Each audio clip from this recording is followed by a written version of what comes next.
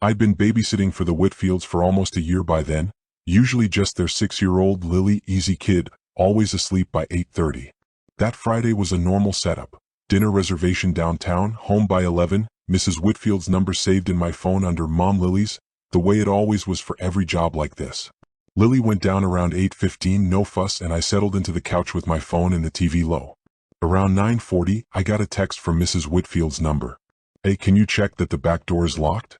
Just being paranoid lol." Normal enough. I checked, texted back that it was locked, went back to my show. 10 minutes later, another text. "Can you check Lily's window too? Sorry, just have a weird feeling tonight."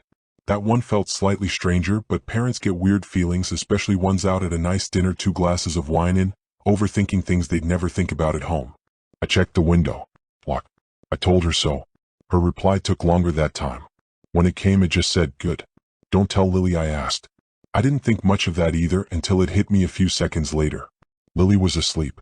There was no reason to say don't tell her, unless the message wasn't actually about Lily being awake right now, but about later when I might mention it to her in the morning. I told myself I was overthinking a text from a slightly anxious mom on a date night. At 10:15, another text came through. This one made my stomach drop before I even finished reading it. "Is the front door locked too? I don't remember locking it when we left." I checked. It was locked, same as it had been all night, same as I always check the second parents leave, out of habit more than anything. I told her it was locked and asked just to be safe if everything was okay. The reply came almost instantly this time, faster than anything all night. "Everything's fine. Just lock it again to be sure." I stood in the hallway with my phone in one hand, staring at that message, and something about the rhythm of it felt wrong in a way I couldn't name yet. Mrs. Whitfield doesn't type like that.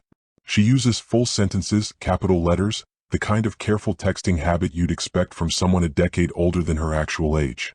These messages were short, clip, almost efficient. I checked the lock again anyway. Lock.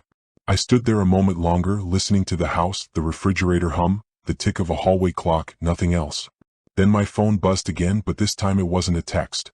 It was a missed call notification from the same number, timestamped 2 minutes earlier, a call I never heard ring. I stared at that missed call for a long time before I understood why it bothered me so much. My phone had been sitting right next to me the entire time, volume up, nothing silenced.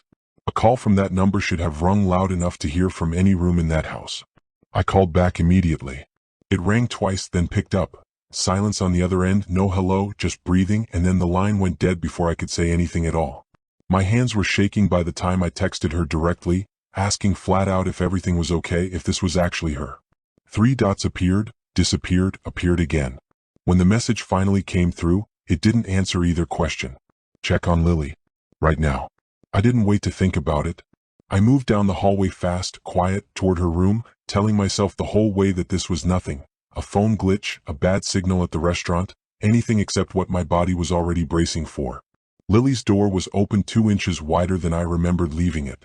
I pushed it the rest of the way, and for one terrible second in the dark, I couldn't see her at all. The bed looked empty, blankets pushed to one side. Then I saw her, curled small against the headboard instead of under the covers, eyes wide open in the dark, staring straight at the door like she'd been waiting for it to open. "There's a lady outside my window," she whispered. "She's been standing there a long time." I crossed the room fast and looked out. The yard was empty, dark, nothing moving between the fence line and the house. I told myself, desperately, that a 6-year-old woken from a nightmare could easily believe a shadow or a tree branch was a person. That kids say things like this all the time and it means nothing. My phone buzzed again in my hand. Another text, same number. "Good girl for checking. Stay in that room with the door locked until we get there." I read it twice, and the wrongness of it finally landed all at once. Mrs. Whitfield didn't know I was in Lily's room.